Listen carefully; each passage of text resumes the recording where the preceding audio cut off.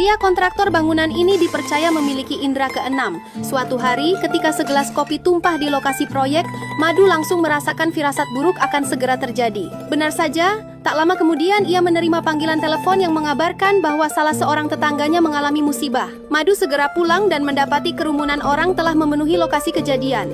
Beberapa petugas polisi tampak sibuk mengangkat sesosok mayat dari dalam sumur. Korban adalah seorang gadis bernama Kani yang mengakhiri hidupnya sendiri. Kondisi jasad Kani sangat mengenaskan. Di tempat lain, mantan kekasih mendiang Kani, Rohan, justru menjalani hidup yang terlihat bahagia. Ia tinggal di rumah mewah dan tak pernah merasa kesepian, meski seluruh keluarganya menetap di Amerika. Teman-temannya selalu ada menemani Rohan untuk berpesta dan bersenang-senang. Suatu hari, salah seorang temannya, Vinoy, memberitahu kabar kematian Kani.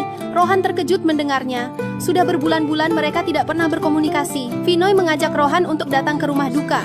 Bagaimanapun Kani bukan hanya mantan kekasih Rohan, tetapi juga teman kuliah mereka dulu. Rohan sebenarnya tidak begitu bersemangat, namun rasa penasaran mendorongnya untuk mencari tahu alasan Kani mengakhiri hidupnya. Pagi-pagi, ia memeriksa kembali pesan WhatsApp dari Kani. Rupanya, Kani telah mengirim banyak foto kenangan saat mereka masih bersama, juga berbagai pesan teks dan suara yang tak pernah mendapat balasan dari Rohan. Namun, tidak ada satupun pesan baru menjelang kematiannya. Rohan akhirnya pergi ke rumah mendiang Kani bersama Vinoy. Di sana, mereka bertemu tetangga Kani bernama Manu yang menyambut mereka dengan ramah. Rohan memperkenalkan diri sebagai teman kuliah Kani. Manu terlihat antusias, apalagi setelah mengetahui bahwa Rohan adalah seorang arsitek sekaligus putra dari miliarder Sangkar, seorang kontraktor ternama. Manu mengaku pernah beberapa kali bertemu ayah Rohan, meski kini sang ayah telah menetap di Amerika. Rohan kemudian diajak bertemu keluarga Kani. Ibu Kani masih tampak syok dan terpukul. Rohan ingin bertemu adik laki-laki Kani, Kiran, yang sudah dikenalnya dengan cukup baik. Saat hendak mencari Kiran ke lantai atas, Rohan iseng masuk ke bekas kamar Kani.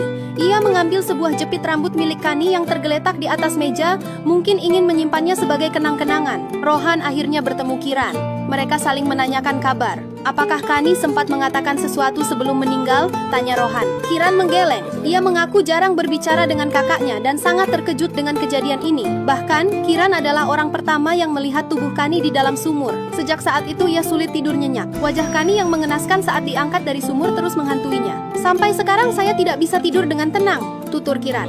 Rohan pulang tanpa mendapatkan kejelasan apapun tentang alasan Kani mengakhiri hidupnya. Malam itu, ia sendirian di rumah besar miliknya. Dua orang pembantunya telah pulang ke rumah masing-masing. Di tengah malam yang gelap, pohon dan bunga di halaman rumah Rohan bergerak seolah tertiup angin. Rohan terbangun karena merasa ada seseorang di sekitarnya. Tirai kamarnya ikut bergoyang. Saat diperiksa, tidak ada siapapun di baliknya. Tiba-tiba, pintu kamar terbuka sendiri. Namun lagi-lagi tak ada siapapun di luar. Suasana rumah benar-benar